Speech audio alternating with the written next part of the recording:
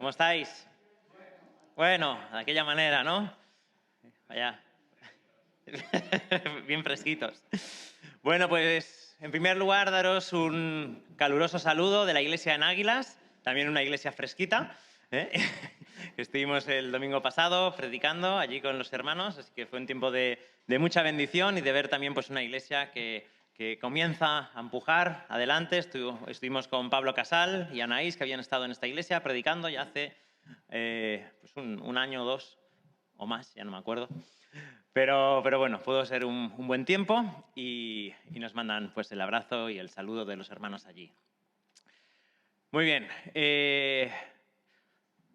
Bienvenidos a este culto, a esta mañana. Como Iglesia de Pinar del Río queremos vivir a Cristo, ¿no? Y vivir a Cristo en medio de nosotros, que el Evangelio sea algo real en nuestras vidas y que podamos tratarnos los unos a los otros conforme al Evangelio. De eso trata esta comunidad de creyentes que nos reunimos aquí en Pinar del Río, de escuchar, de predicar, de vivir el Evangelio los unos con los otros. El Evangelio que nos ha cambiado la vida y que nos ha transformado y que lo ha hecho también por medio de su palabra. Y en esta mañana vamos a, como es habitual, comenzar nuestro culto, nuestro tiempo con el estudio de la palabra, con escuchando la voz de Dios sobre cada uno de nosotros. Hace 2 domingos me tocó exponer y os comenté, pero para los que no estabais y para todos los que no os acordáis, como es normal, que estuvimos viendo Deuteronomio capítulo 12 y vimos la mitad. Y hoy vamos a ver la otra mitad de Deuteronomio capítulo 12. Estuvimos viendo que Deuteronomio capítulo 12 trata acerca de la religión verdadera.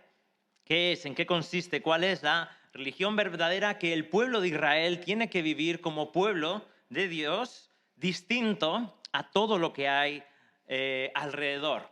Y con una serie de características, de elementos que para Moisés son absolutamente indispensables, para Moisés y para Dios, pues Moisés es su vocero, y es acerca de 3 puntos que estuvimos viendo de la radicalidad con la idolatría, la destrucción absoluta de la idolatría allí donde estuviere.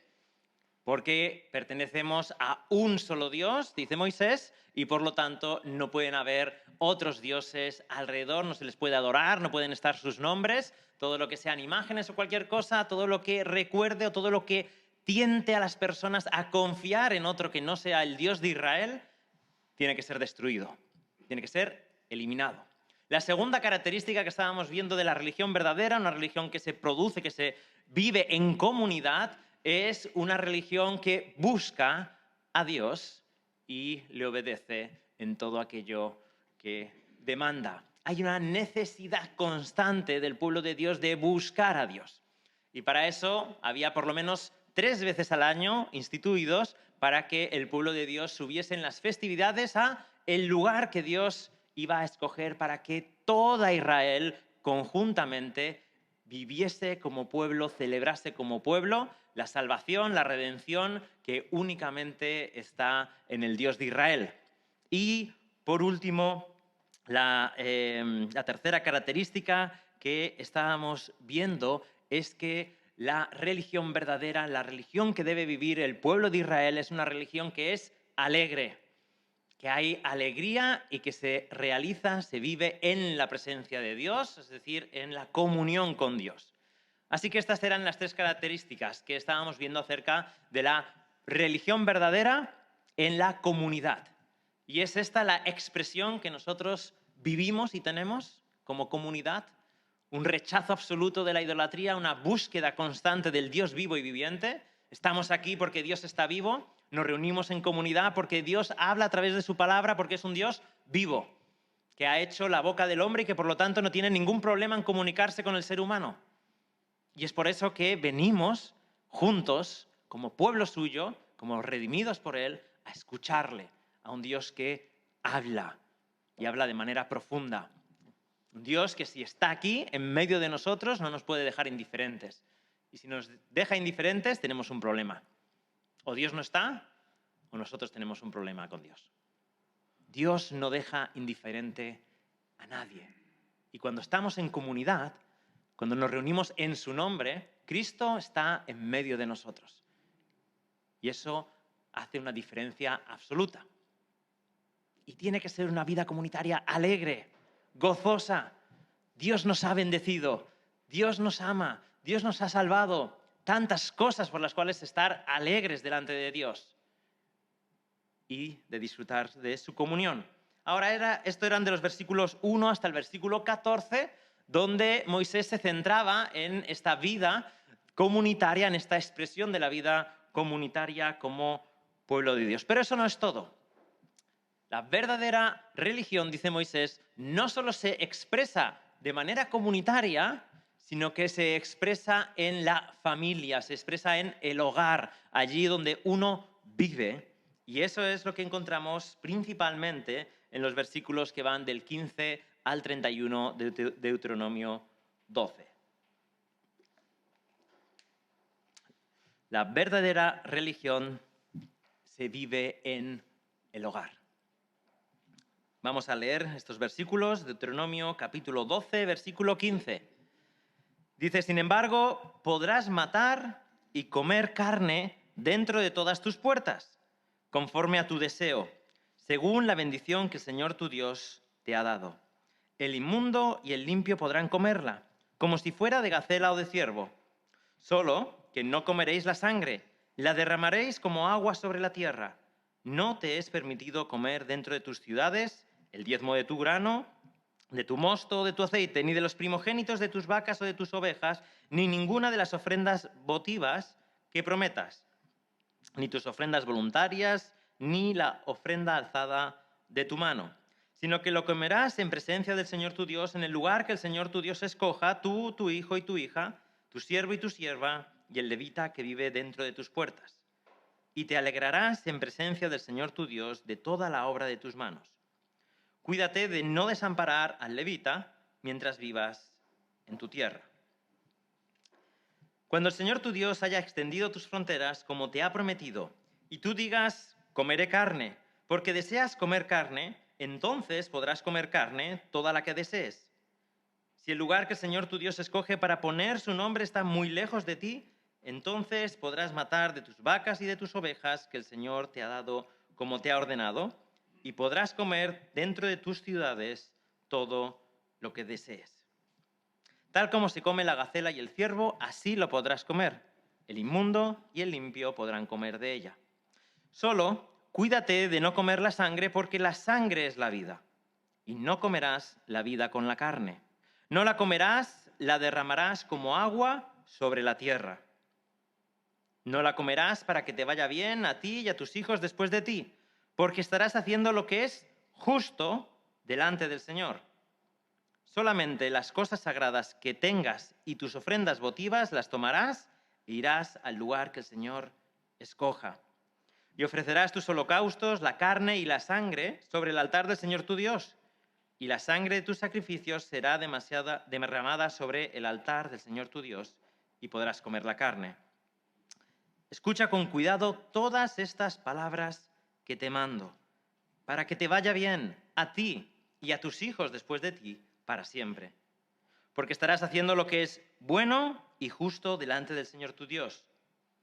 Cuando el Señor tu Dios haya destruido delante de ti las naciones que vas a desposeer y las hayas desposeído, y habites en su tierra, cuídate de no caer en una trampa imitándolas. Después de que hayan sido destruidas delante de ti, y de no buscar sus dioses, diciendo, ¿cómo servían estas naciones a sus dioses para que yo haga lo mismo? No procederás así para con el Señor tu Dios, porque toda acción abominable que el Señor odia, ellos la han hecho en honor de sus dioses, porque aún a sus hijos y a sus hijas queman en el fuego en honor a sus dioses. Hasta aquí la palabra del Señor. Vamos a pedir su bendición en esta mañana. Bendito Dios y Padre, nos acercamos a ti, Señor, creyendo firmemente que eres un Dios que habla, que eres un Dios vivo y que eres un Dios que nos escucha. Te damos las gracias por la persona de Jesucristo, porque en nuestros propios méritos no merecemos ni ser escuchados, ni atendidos, ni salvados, ni redimidos, ni nada. Mas por su gracia y por su obra estamos hoy aquí con la plena garantía de saber que somos aceptos delante de ti, en tu presencia, en el lugar santísimo, por medio de la sangre de aquel que quita verdaderamente los pecados. Gracias, Señor Jesús, por ello. Y ahora te pedimos que inclines tu oído hacia nosotros, que prepares nuestros corazones para entender este texto y para escuchar tu voz en nuestras propias vidas. Cámbianos y transfórmanos según tu voluntad. En el nombre de Jesús. Amén.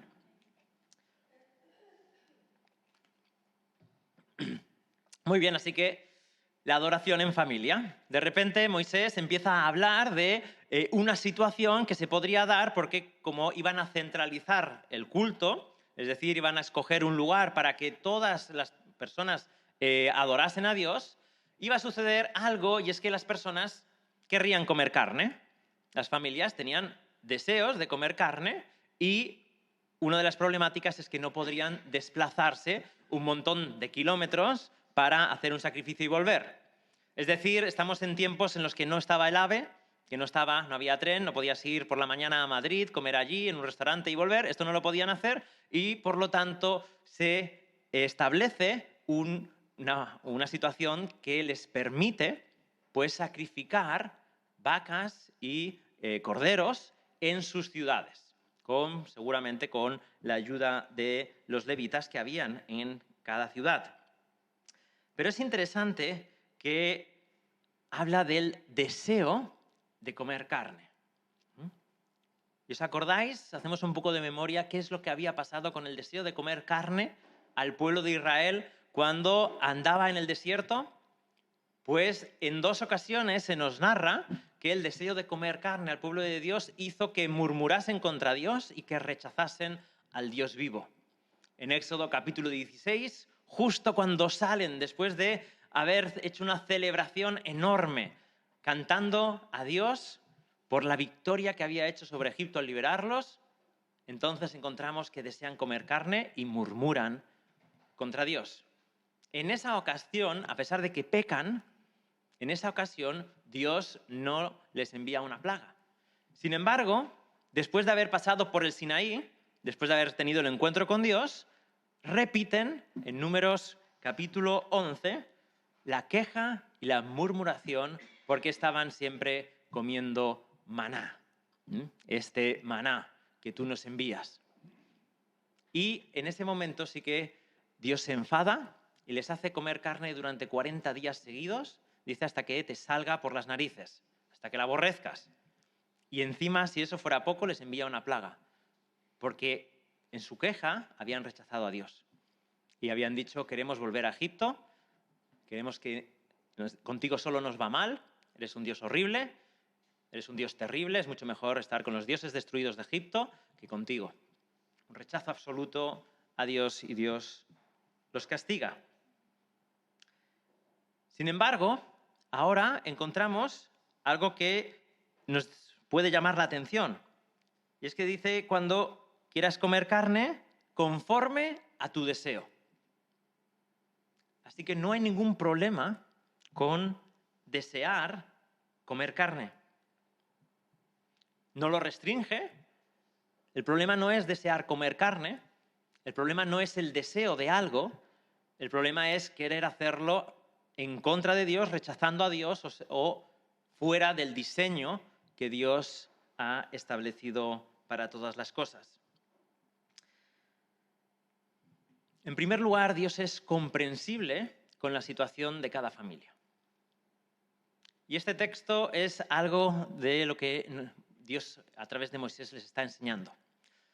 Familias que tienen situaciones distintas. Claro, la que vive cerca del lugar donde Dios escoja no tenía ningún problema en ir y comer carne todas las veces que quisiese por medio de un sacrificio, pero ¿y la que no? Así que Dios se manifiesta comprensible con las circunstancias de cada familia y legisla en base a ello. Hay un cambio en las circunstancias y por lo tanto hay un cambio en la legislación y los mandamientos de Dios. Y como decía, esto es muy interesante porque Dios tiene en cuenta la situación de cada familia. Sus necesidades, sus frustraciones, sus pecados, sus traumas, todo está en las manos y en la mente de un Dios que es compasivo, que comprende, que tiene misericordia y que es en muchas ocasiones flexible. Ahora esto despierta una pregunta en cada uno de nosotros. Dios establece una flexibilidad a la hora de poder celebrar en la casa cada uno sacrificios. ¿Y cómo son nuestras vidas familiares? ¿Son flexibles? ¿Son comprensivas con la situación de cada uno? Ahí cuando nos juntamos, si nos juntamos a adorar a Dios en nuestros hogares, ¿somos comprensivos, misericordiosos, flexibles? ¿Comprendemos las carencias, las necesidades del otro? ¿Intentamos suplirlas? ¿Llenamos esos momentos del amor, de la paciencia que Dios manifiesta a las familias en este texto? Interesante, ¿verdad?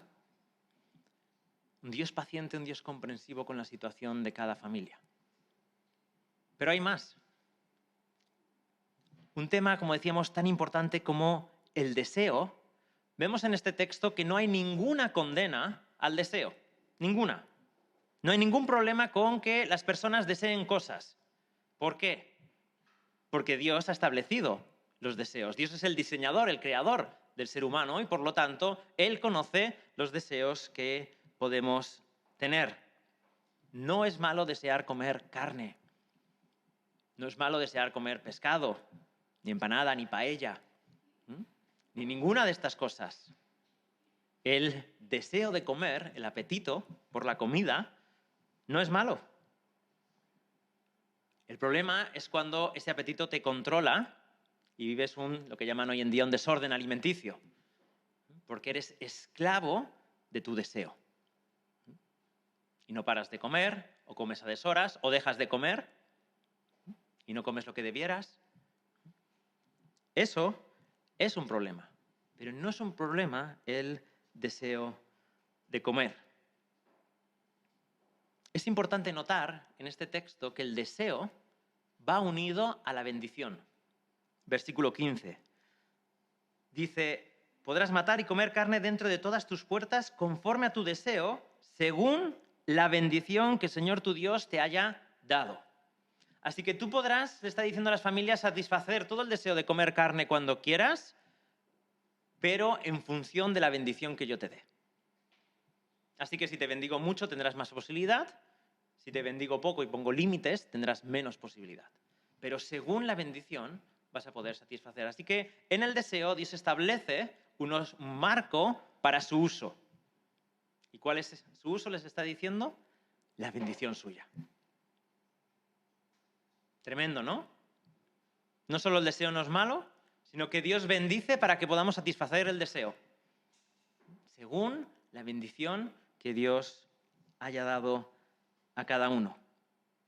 Es interesante que muchas veces al cristianismo se le ataca, ¿verdad?, con esa figura o con esa nomenclatura ahora peyorativa del puritanismo que ha venido a ser algo malo cuando fue algo muy bueno en su momento, ¿verdad? Y que hay que anular los deseos y que Dios está en contra de que disfrutes, de que lo pases bien, de que pues disfrutes de las cosas que Dios te da. Nada que ver con el plan de Dios para el ser humano. Un plan de Dios de bendición y de satisfacer los deseos que Él ha puesto. Ahora, según la bendición de cada uno. Pero ¿qué pasa si a mi vecino lo ha bendecido más que a mí? O si yo tengo un deseo incontrolable por comer carne 4 veces por semana. Esto es una barbaridad en aquellos tiempos. La carne era algo muy caro y se comía muy poco, ¿vale? No es como hoy en día. Pero vamos a poner que deseo comer 4, pero Dios me ha bendecido solo con 2 a la semana. Y ahí podemos empezar con quejas, amargura, rechazo a Dios. Mira, es que mírame, qué mal me van las cosas, qué pena de mí. Ay, que solo me bendices esto. Y miras al vecino y tiene más que tú. Y empieza la envidia. Y Dios, ¿por qué bendices tanto a esta familia? ¿En qué es mejor que yo? Y el rencor, la codicia, la envidia te corroen. Así que el problema no es ni el deseo, que Dios ha puesto en nosotros, ni la bendición que Dios nos da para satisfacerlo, sino nuestro propio corazón, el propio corazón del pueblo, saltándose los límites que Dios ha puesto para cada cosa. Esto pasa con todos los deseos que Dios nos ha dado. Deseamos tener una mejor vida, es bueno tener una mejor vida. Deseamos progresar en el trabajo, alcanzar pues nuevas cotas, es bueno. Deseamos tener un mejor estatus social, vivir con más comodidades, no es malo progresar en la vida. Deseamos tener mejor salud porque tenemos mala salud, pues tampoco es malo desear tener buena salud o una salud mejor, porque todos estos deseos los ha puesto el Señor. Deseo de vivir. ¿Es malo desear vivir y no morir? No, no es malo. Es bueno desear vivir. Lo raro es desear morir. Aunque en este mundo, tristemente, hay muchas cosas que nos invitan a ello, ¿verdad? El deseo sexual. ¿Es malo? No, es bueno. Dios lo ha creado. Dios es el diseñador de él. Pero el problema con todos los deseos, y con el deseo sexual incluido, es cuando lo usamos fuera de los marcos de la bendición de Dios. Y eso la Biblia lo llama pecado. El deseo sexual está hecho para vivirlo y disfrutarlo en un matrimonio entre hombre y mujer, que es en un pacto fiel, con compromiso de por vida. Y todo lo que está fuera de eso es pecado. Da igual el cómo y el qué. Todo. E incluso, dentro de ese marco, se puede vivir el sexo sin fidelidad, compromiso, amor, etc. Y también es pecado. Porque está fuera del plan divino. Y así con todas las demás áreas y deseos de nuestra vida. Así que el deseo no es malo. El deseo es algo que Dios ha puesto. El problema está cuando nuestro deseo nos domina y por deseo de cualquier cosa incumplo las normas de Dios o rechazo a Dios. Cuando el objeto de mi deseo es algo que está fuera de lo que Dios dice, o cuando intento conseguir lo que deseo fuera de las normas que Dios nos ha dado para ello. Es interesante notar que en el texto Dios le dice, no sé si os recuerda a otro pasaje, Génesis capítulo 2. Podrás comer carne, y lo dice hasta 2 veces, versículo 15 y versículo 21, toda la que desees, toda la que quieras, puedes comer toda la carne que quieras. Solo hay una cosa que debes hacer, no comas la sangre. Así que la sangre la tenían que derramar en tierra si no estaban en el lugar que el Señor había escogido. Solo había una norma. Podían comer toda la carne que quisiesen y solo tenían que derramar la sangre en tierra. ¿Os recordáis Génesis? Capítulo 2, versículo 16. Vamos a leerlo. Porque a veces pasamos por alto estas cosas. Génesis capítulo 2, versículo 15, versículo 16. Y ordenó el Señor Dios al hombre diciendo, de todo árbol del huerto podrás comer. Voy a repetir, de todo árbol del huerto podrás comer. De todo. Todo, bendición, gracia, amor, hasta que sobreabunde. Dios quiere que disfrutéis. Adán disfruta de todo, Eva disfruta de todo. Solo hay una cosa que no puedes. Pero del árbol del conocimiento del bien y del mal no comerás, porque el día en que comas, ciertamente morirás. Fijáis, en la familia, en la religión verdadera, Dios quiere que se viva de la misma manera, disfrutando de todas las bendiciones que Dios da, de todas, pero en los términos que el Señor da. Pero a veces ponemos tanto énfasis en el no, que olvidamos el todo.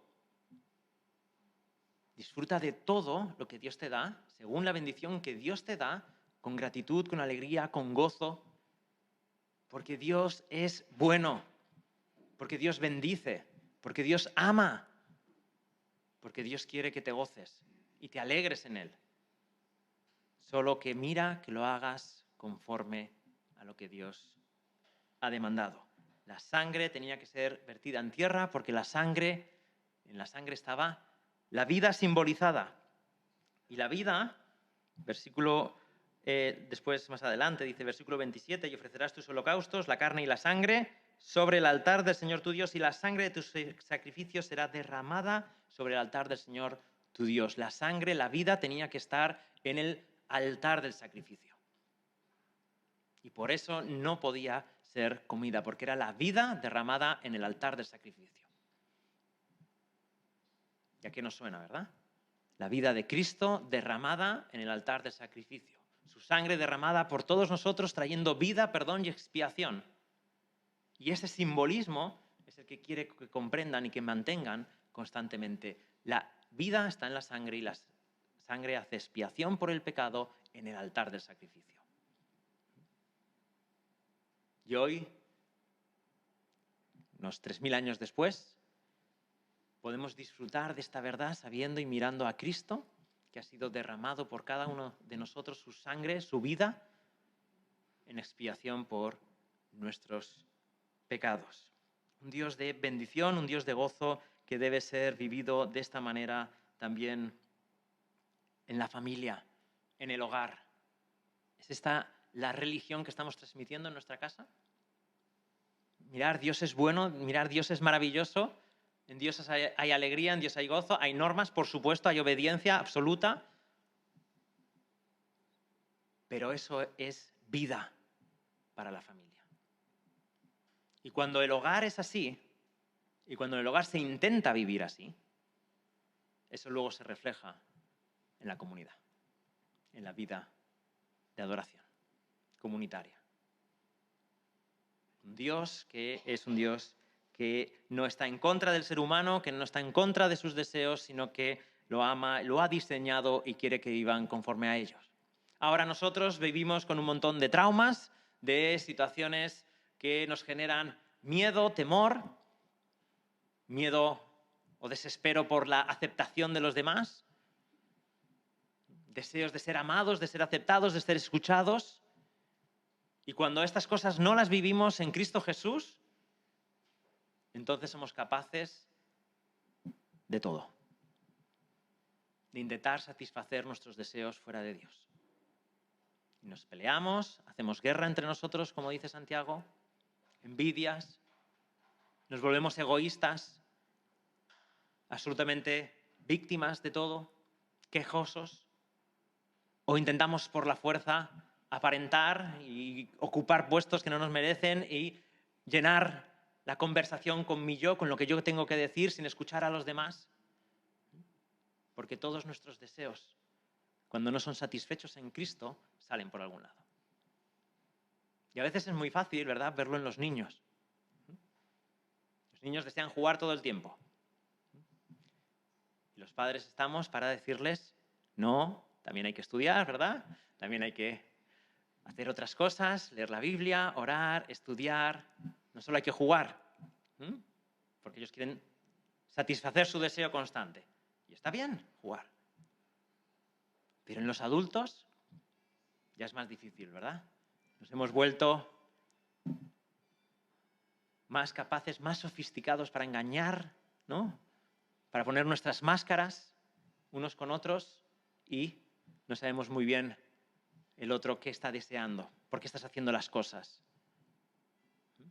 Es más fácil a los niños que son más sinceros, ¿verdad?, verles y cogerles enseguida. Pero los mayores ya hemos aprendido un poco de política.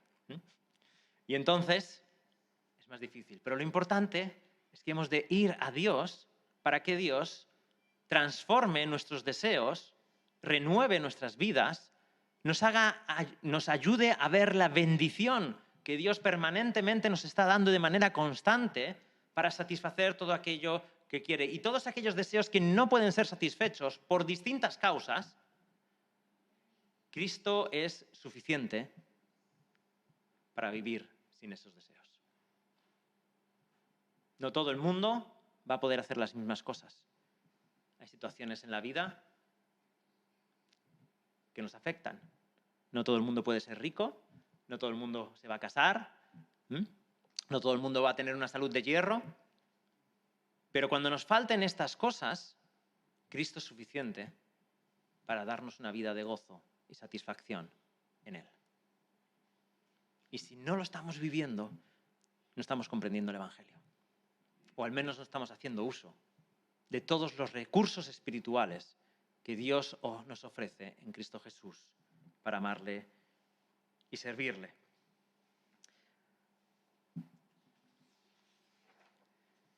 Es importante este punto. Somos conscientes de que el Evangelio es mucho más.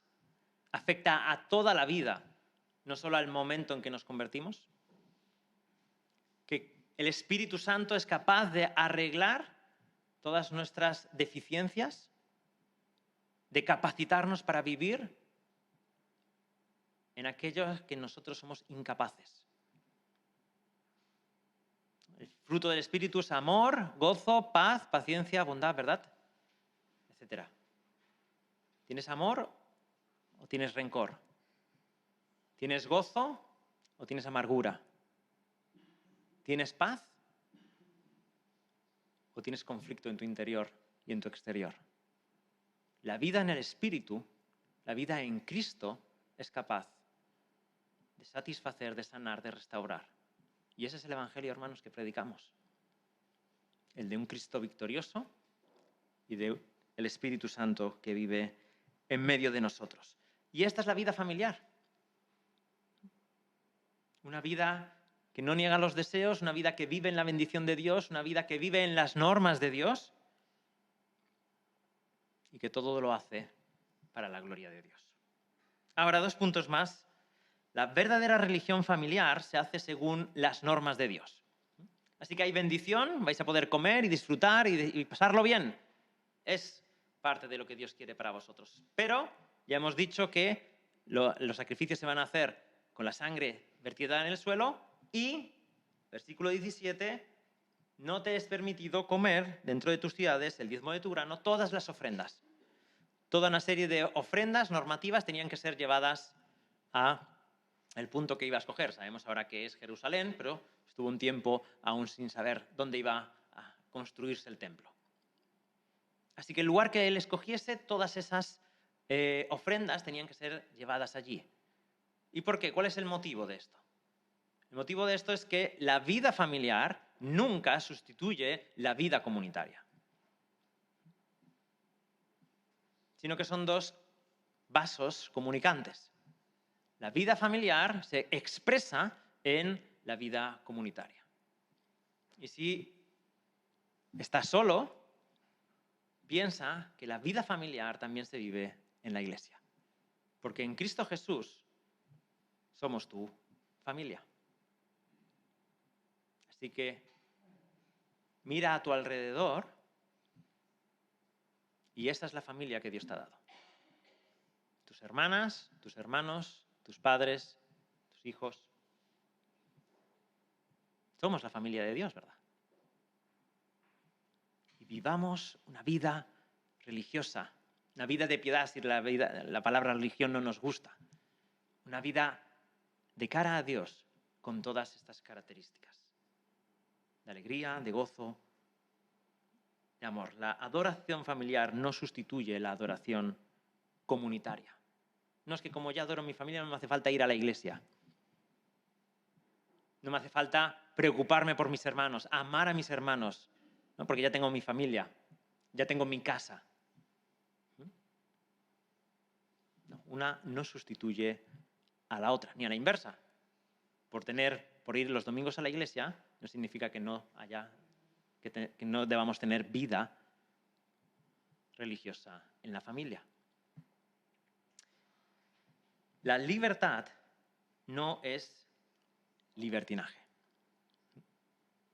Dios quiere que seamos libres para que vivamos de manera gozosa en su presencia, ¿verdad? Que tomemos de todo, que vivamos con todo lo que Dios nos ha dado y seamos gozosos en Él. Y Dios lo quiere.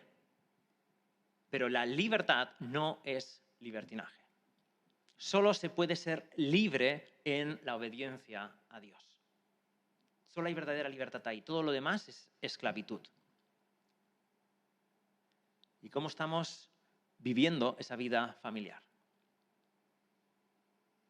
¿Es la vida familiar y la expresión religiosa en casa nuestro deseo de Dios, nuestro hablar de Dios, está viviendo con una atmósfera asfixiante, depresiva? ¿O es un lugar de libertad, de gozo, de comprensión, de respeto y de amor? Es sumamente importante esto, hermanos. Porque si nuestra vida en casa manifiesta todo lo contrario de lo que decimos que tiene que ser o que hacemos el domingo, entonces el mensaje que estamos mandando en nuestra casa es que somos hipócritas y que lo que decimos el domingo no vale para casa. ¿Cómo es nuestra vida en familia? Por supuesto que hay problemas, no soy un ignorante de ellos. Pero la vida en Cristo es alegre, es libre. Tenemos la libertad de decir, te amo, hermano. ¿Qué necesitas? ¿Cómo puedo cuidar de ti? Tengo este problema, ayúdame. Necesito a Cristo. ¿No he entendido algo? ¿He pecado en esto? ¿Qué vida estamos viviendo en casa con los nuestros? Porque quizás nosotros no lo sabemos, pero Dios sí que lo sabe. Porque Dios lo ve todo y nos conoce. Y a veces las generaciones abandonan la iglesia por muchos motivos. Pero a veces uno es este. O este afecta. Que en casa la vida en Cristo es esclavitud, es depresión, pero luego vamos al culto y parece que todo es maravilloso. Hermanos, que eso no sea así, sino que seamos lo suficientemente humildes en casa para reconocer nuestros fracasos y nuestros fallos, pedir perdón y pedir la ayuda de Dios. Dios, que mi vida en casa sea como tú quieres. Háblame por medio de tu Espíritu Santo, por medio de tu palabra. ¿Qué estamos haciendo mal? ¿Qué puedo mejorar? ¿Cómo puedo ser más como tú? Señor, no estoy cumpliendo con mi papel en la familia. Señor, estoy atado a la televisión o estoy atado a lo que sea. Líbrame. La vida en Cristo es mucho más importante que todo lo demás. Y en Dios hay libertad también para nuestras familias y para nuestras casas. Y por último, seguir los principios bíblicos te protegen de la destrucción. Hermanos, este pasaje que acabamos de leer acaba con una repetición doble en el versículo 25. Dice, no la comerás para que te vaya bien a ti y a tus hijos después de ti, porque estarás haciendo lo que es justo delante del Señor. Versículo 28. Escucha con cuidado todas estas palabras que te mando para que te vaya bien a ti y a tus hijos después de ti para siempre, porque estarás haciendo lo que es bueno y justo delante del Señor. La obediencia a Dios trae bendición a la casa. Lo voy a repetir porque a veces nos cuesta entenderlo y vivirlo. La obediencia a Dios trae bendición a la casa. No es la desobediencia. Evidentemente que pueden haber muchos problemas cuando nos hacemos cristianos, cuando venimos a Cristo. Por supuesto que vamos a enfrentar Satanás y sus huestes queriendo apartarnos de Dios, el mundo que se enfrenta con nosotros y que es hostil, nuestro propio pecado que no desea seguir a Dios. Hay lucha. Pero sigue siendo igual de verdad siempre que obedecer a Dios es bendición. Y lo que necesitamos no es relajarnos, relativizar todo. Es hacer un nuevo comienzo de obediencia a Dios completa. Porque en eso hay vida. Si me amáis, dice Jesús, guardad mis mandamientos. La obediencia a los mandamientos no es una losa, es el medio por el cual puedo tener una comunión viva con mi Dios. ¿Tienes una vida viva con tu Dios? ¿Con el Dios de la Biblia? ¿Estás lleno de Él? ¿Del gozo, de su presencia, de su amor? Pues la única manera es el camino de la obediencia, por amor a Él, no por legalismo. Pero a veces decimos, o parece que vivimos al revés, no tenemos miedo, ¿no? No, es que la obediencia a Dios, las normas, pues van a hacer que seamos infelices, que estemos reprimidos, que no sé qué. Y parece que no hay que ser muy... No, un poco hay que relativizar las cosas, hay que tranquilos. No, hermanos. Dios nos conoce con nuestro pecado y nos dice, ven cómo estás, que vas a ser sanado, vas a ser restaurado, pero lo vas a hacer en mi palabra, en la obediencia a mí. Yo sé que estás mal, dice Jesús, nos lo dice todos los días, yo sé que estás mal, ya lo sé, si por eso he muerto por ti. Ahora ven, sé sano y quita de en medio de ti el pecado y la desobediencia, porque es la manera de vivir bien. ¿Os ha pasado? ¿Habéis conseguido vencer un pecado? ¿De omisión o de comisión? ¿Un vicio que os esclavizaba o algo bueno que no estabais haciendo? ¿Y habéis empezado a hacerlo? ¿Y os ha sido de gozo o no? Para mí sí, hermanos. Cuando consigues vencer un ídolo en tu vida, Dios trae una gracia sanadora, restauradora, llena de gozo. Dios bendice a los que le temen. Siempre. Dios bendice, hermanos. ¿Y qué sucede? Que si obedecemos a Dios, que si le seguimos por amor a Él en este pacto, nos van a ir bien a nosotros y a nuestros hijos. Es promesa de Dios. No significa que no les va a pasar nunca nada a nuestros hijos, pero van a ser capaces de estar en contacto con un Dios vivo desde pequeños. Y eso es una bendición enorme. En la iglesia o en cualquier otro lugar, o en casa. Una bendición enorme. Que puedan tener un contacto real, permanente, constante, desde que son pequeños. Enseñándoles su pecado, pero un Dios bueno. Y un Dios de gracia. Es promesa. Si seguís mis principios, bendición.